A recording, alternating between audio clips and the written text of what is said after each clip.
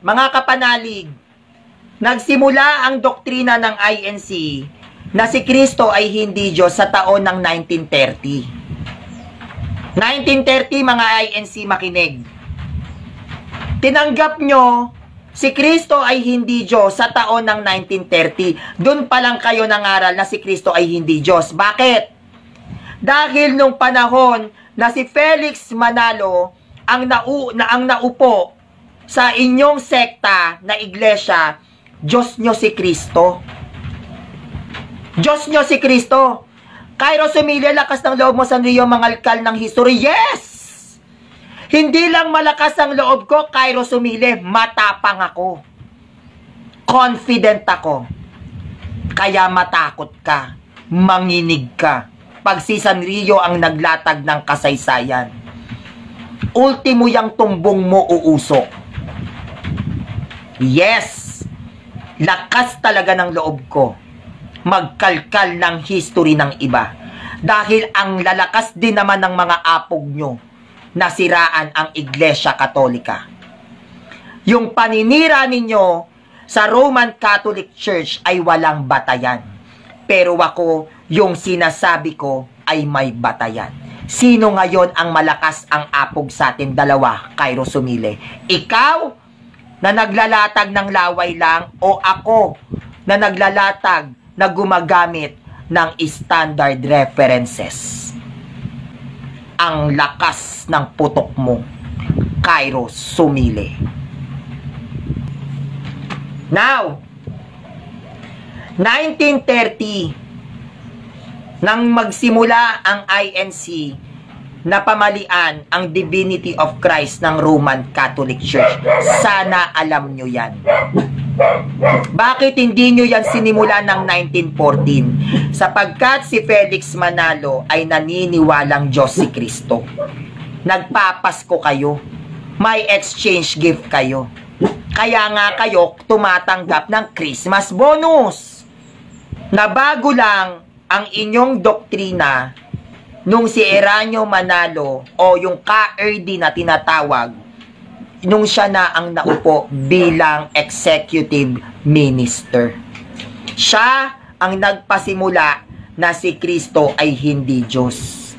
Hindi nyo alam yan? My God! Kaya nga yan ang dahilan kung bakit ang INC 1914 ay hindi masyadong kinikilala. Bakit hindi kayo masyadong kinikilala o hindi kayo masyadong kilala? No, kahit anong pagmamalaki ninyo na meron kaming 100 congregations, kami ay 3 million na, nakaanib, bakit hindi kayo kinikilala?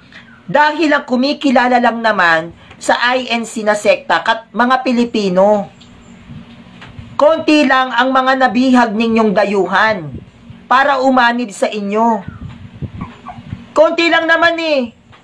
Hindi naman naniniwala sa inyo ang mga banyaga, ang mga foreigner. Puro Pilipino lang ang nauto nyo. Kaya nga kahit anong pagsusumikap ninyo na magtayo ng mga kapilya sa iba't ibang bansa, Pilipino pa rin yung nandoon. Kaya hindi kayo ganon kadami ang bilang. Naging nakakatakot lang kayo, mga INC, kasi malakas ang impluwensya nyo sa gobyerno dito sa Pilipinas. Yun ang nakakatakot sa INC. Malakas ang kapit ninyo sa gobyerno. Dahil hawak nyo ang mga butante. Yun lang ang meron sa inyo. Kayo, ang mga nakuha ninyong kaanib na mga Pilipino, mga sundalo, marines, no, yung mga humahawak ng, yung mga nasa posisyon, mga general, hawak ninyo ang militar. No, hawak nyo ang mga militar. Kaya nakakatakot kayo. Yun ang nakakatakot sa inyo. Kaya meron kayong iskan. Kasi hawak nyo sa leeg ang gobyerno. Bakit? Hawak nyo ang mga botante. Dahil isa sa plataforma ng INC sa Pilipinas, kung sino ang kandidato ng INC, yun ang dapat nyong iboto. Dahil pag hindi kayo sumunod, hindi kayo sumusunod sa Diyos. Malaking bagay ang nagagawa ng INC pagdating sa eleksyon. Kaya ang gobyerno nakadikit sa inyo. Isama mo pa yung mga sundalo, dahil malakas ang connection nyo sa gobyerno eh. Yun ang nakakatakot sa inyo, pero hindi kayo nakakatakot sa aral. Hindi kayo nakakatakot ka debate, uy. Hindi nakakatakot ang aral nyo. At hindi kayo mananalo sa aral ng Katoliko kahit magtatatumbling kayo. Ang nakakatakot sa inyo, yung impluwensya nyo sa gobyerno, yung connection nyo.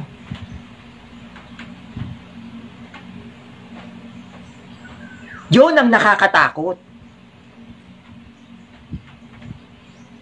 Hindi naman talaga kayo sa Diyos eh. Sa totoo lang mga INC, hindi yan sa Diyos. Bakit? Hindi naman kasi dapat nire-rehistro ang pananampalataya mo sa gobyerno. Ang pananampalataya mo sa Diyos mo dapat nire-rehistro. Hindi yan dapat nire-rehistro sa gobyerno. Bakit mo nire-rehistro sa gobyerno ang pananampalataya mo? Yan ang nakakatakot sa inyo. Yung impluwensya nyo. Pero kung lalaban lang ng patas sa patas, aral sa aral, walang violence, matagal na kayong naubos. Hindi lang makakilos ng komportable ang ibang debatista sa takot sa inyo. Yan ang nakakatakot sa INC. Maraming magagaling na debatista, natatakot silang lumaban sa inyo dahil sa connection nyo, sa impluwensya nyo. Kay Father Nilo na lang.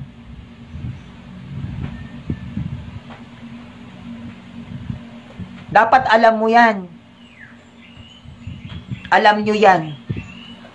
Hindi natatakot ang mga CFD na labanan ng INC. Natatakot sila baka kung anong mangyari sa kanila. Bilang isang tao, natatakot sila sa seguridad, sa security nila. Dahil may impluwensya pa din kayo sa lipunan. Nakakatakot lumaban sa INC. Kaya yung ibang mga Katoliko, hindi makakilos. Hindi makaporma. Kahit na alam nila kung paano nila sasabihin, ang depensa nila bilang isang Katoliko, hindi nila magawa. Dahil nakakatakot. Hindi nakakatakot dahil magaling kayo. Nakakatakot baka bukas hindi na sila huminga. Yun ang totoo. Itong ginagawa ko, nakakatakot to. Walang ganitong debatista. Ako lang. Actually, yung mga Katoliko, kapwa ko Katoliko na nag-PPM sa akin, sila na natatakot sa ginagawa ko. Sila na. Biruin nyo ibang katawan, natatakot, Sanrio, mag-ingat ka. Imagine, alam nila yung kakayahan nyo dahil ma-impluwensya kayo. Pero sad to say, hindi ako natatakot mamatay. Pero wag naman sana ngayon. Kailangan pa ako ng magulang ko. Pag wala na akong magulang, tsaka nyo ko patayin. If ever. Marami pang umaasa sa akin sa ngayon. Kailangan ako ng pamilya ko. Pero hindi ibig sabihin na dahil natatakot sila sa mga buhay nila, kaya hindi sila makalaban ng maayos, gagayahin ko na yon. No. No.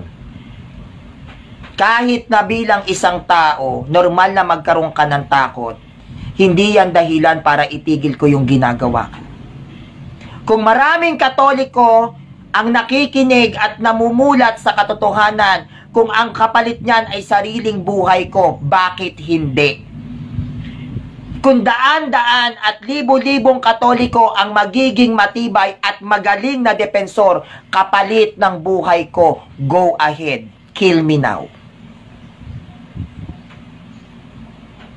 Kung ang buhay ko ay sisimbolo sa libo-libong Pilipinong Katoliko na magkakaroon ng interes na aralin ang doktrina ng simbahang Katoliko, gawin nyo na. Thy will be done.